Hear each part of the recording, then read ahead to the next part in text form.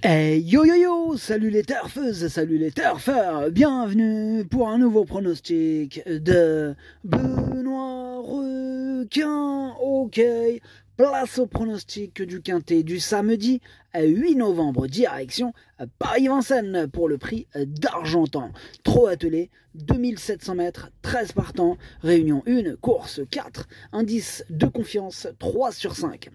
Petit retour sur le Quintet de ce jeudi. Dans mon pronostic, je vous ai donné le Quintet dans le désordre. Et cette vidéo, je la tourne avant l'arrivée du Quintet de ce vendredi et je reviendrai dessus demain. Ok, c'est parti, on commence le pronostic et on commence avec le numéro 1. Ivanov, que je n'ai pas du tout retenu, hein, j'en ai préféré d'autres. Donc on passe à d'autres, hein, comme le numéro 2, et on écoute Japlou Turgot. Enfin, on écoute Japlou Turgot peut-être pas, mais on passe à Japlou Turgot et on écoute Mathieu Abrivard plutôt. Hein. Si on commence à écouter le cheval, il y a un mec qui murmurait aux oreilles des chevaux, et vice-versa, je ne sais pas trop. Mais là, c'est pas le cas. Là, c'est Mathieu Abrivard qu'on va écouter. Alors, Japlou Turgot, il m'avait laissé sur ma faim dans le Grand National du Trot à Feur, mais il m'a rassuré dernièrement sur ce parcours. Parti sur une hésitation, il a refait pas mal de terrain pour finir dans un lot bien composé. Bon, il est peut-être un peu plus tranchant sur les pistes plates, mais il est en forme et c'est le plus jeune de l'épreuve. De plus, il peut prendre le train à son compte. Il détient une très bonne chance. Il détient une très bonne chance, nous dit Mathieu Abrivard. En tout cas, ce numéro 2, effectivement, moi aussi je le pense, hein, puisque je l'ai mis assez haut dans mon prono. Je l'ai mis 4e, attention à lui. On passe au numéro 3, Imberland, et on écoute Valentin Royer. Oui, Imberland, il n'a pas eu toutes ses aises hein, lors de sa dernière sortie, qui reste tout de même assez bonne. Hein. Bon, il est assez froid derrière les autres. Bon, il apprécie les courses avec du rythme. Hein. Écoutez, il devrait être servi ici. Il y a des chevaux de train. Plus il y en aura, mieux ce sera. Il est resté très bien à l'entraînement, il est capable de se racheter malgré l'opposition, hein, il est capable de terminer à l'arrivée. Ok, il est capable de terminer à l'arrivée, nous dit Valentin Royer. En tout cas, ce numéro 3, lui aussi je le pense capable de terminer à l'arrivée. Je l'ai mis non loin du précédent cité, je l'ai mis 5e. On passe au numéro 4, hein, Iguane de Caponnet, et on écoute Cyril Rimbaud. Iguane de Caponnet, il évolue en pleine forme, il est resté au mieux depuis sa bonne victoire de Caen. Il découvre un bel engagement pour son retour à Vincennes. Bon, je le plaque des antérieurs et le défaire des postérieurs comme le souhaite Johan. Il affronte une bonne opposition, mais il est capable de poursuivre. Tout se présente bien. Tout se présente bien, tous les feux sont au vert avec ce numéro 4 qui va faire mal. Moi je l'ai mis sur le podium, je l'ai mis 3e. On enchaîne avec le numéro 5, c'est Hollywood Dubois. Et ce numéro 5, je ne l'ai pas retenu. Bon, on ne peut pas tous les retenir, il faut bien faire un choix. Ce numéro 5, il est par contre tout seul sur ma petite liste des possibles casseurs de tickets repérés, ce qui fait de lui, du coup, le capitaine hein, de cette liste, attention. Donc j'en ai qu'un seul hein, sur cette liste, hein, n'oubliez pas. En même temps, il n'y a que 13 partants, on ne peut pas en mettre 40 000. Bref, on passe au numéro 6, habit de soirée.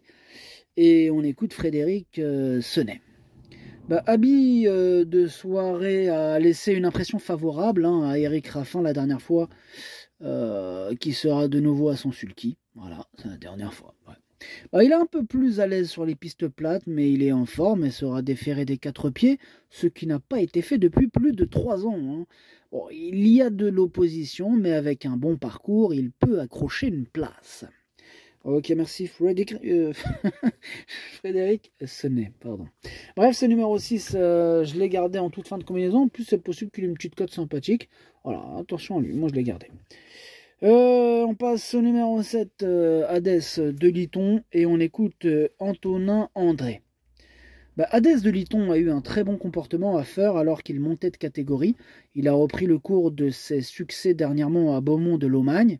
Il avait un bon programme cette année en province et souvent à droite, mais il est temps de revenir à Vincennes. Il est à Grosbois où il se plaît bien. Bon, il y a quelques clients, mais il a une belle carte à jouer. Ouais, il a une belle carte à jouer ce numéro 7. Il va en faire souffrir plus d'un sur sa route. En tout cas, c'est ce que je pense, c'est ce que je crois. Moi, je l'ai mis 2e. On enchaîne avec le numéro 8, Ibiza Bella. Et ce numéro 8 m'embête beaucoup. Celui qui m'embête le plus, c'est lui mon gros regret. C'est lui mon cheval de complément. 4 non partants. Attention, possible cassage en vue. On passe au numéro 9, Anna. Alors ce numéro 9, je ne l'ai pas retenu, voilà, j'en ai préféré d'autres. Donc on passe au numéro 10, Illusion J-Pad, et on écoute Pascal le Lièvre. Ouais, bah Illusion J-Pad vient d'effectuer une bonne rentrée à Laval le 1er novembre. Bon, elle aurait pu finir un peu plus près sans ennui de trafic. Cette sortie lui a fait du bien et elle va se présenter au mieux pour cet engagement très favorable. Elle sera cette fois pieds nus et confiée à Jean-Michel Bazir, qu'il aime bien. Je vais être déçu si elle ne termine pas dans les 3 ou 4 premiers. Ouais, ben je vais être déçu aussi puisque je l'ai gardé. Bon, peut-être pas dans les 3 ou 4, moi je serais pas déçu puisque je l'ai mis 6ème, mais je serais déçu si elle ne terminait pas du tout à l'arrivée. Enfin bref, on s'est compris, enfin j'espère. Mais on passe au numéro 11, Indie Dark, et on écoute Jean-François à Marie. Indie Dark était un peu froid en dernier lieu et n'a pu coller le bon wagon dans la montée. Alors certes, il ne termine que 5ème, mais sa performance est bonne. Il a d'ailleurs amélioré son record. Depuis, il est resté en bonne forme. Bon, on a testé les œillères descendantes à la maison et il en sera muni pour la première fois. Ce sera une question de parcours, mais j'en attends une très bonne performance. Ok, merci Jean-François Marie. En tout cas, ce numéro 11, c'est tout simplement lui mon préféré. Bref, on passe au numéro 12, Ilaïa, et on écoute Cyril Rimbaud. Ilaïa a bénéficié de quelques soins après sa sanction un peu sévère fin septembre alors qu'elle avait devancé Hurricane Carter. Elle a fait un petit pic de température il y a 10 jours et elle a sauté un travail, mais bon, rien de méchant. Écoutez, là je la présente ici, donc voilà, ça veut dire ce que ça veut dire. Maintenant elle court bien sur sa fraîcheur, elle est près du 100. Ah ouais.